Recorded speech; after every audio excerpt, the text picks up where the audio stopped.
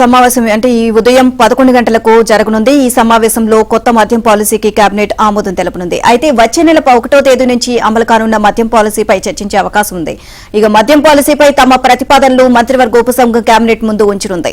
ఉపసంఘం ప్రతిపాదనలపై కేబినెట్లో చర్చ జరగనుంది. చర్చ అనంతరం నూతన మద్యం పాలసీకి ఆమోదం తెలపనుంది.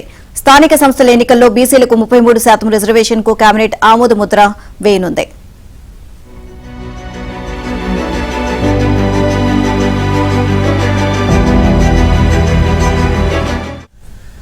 విజయవాడ వరద నష్టం ప్యాకేజీ ప్రకటనపై కేబినెట్ హర్షం వ్యక్తం చేయనుంది.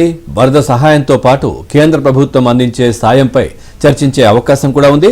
వీటితో పాటు వివిధ శాఖలో 100 రోజుల ప్రణాళికల ఫలితాలపై మంత్రివర్గం దృష్టి సారించనుంది. వివిధ మంత్రిత్వ శాఖల నివేదికపై కేబినెట్లో చర్చించి మంత్రుల గ్రాఫ్ ను కూడా ముఖ్యమంత్రి చంద్రబాబు వెల్లడించనున్నారు. జనసేన మంత్రుల గ్రాఫ్ ను చంద్రబాబు పవన్ కళ్యాణ్ కు ఇవ్వనున్నారు. వరద సహాయక చర్యల్లో పాల్గొన్న మంత్రులు అధికారుల పనితీరుపై కేబినెట్ చర్చించి వారి పనితీరుపై అభినందనలు తెలపనుంది.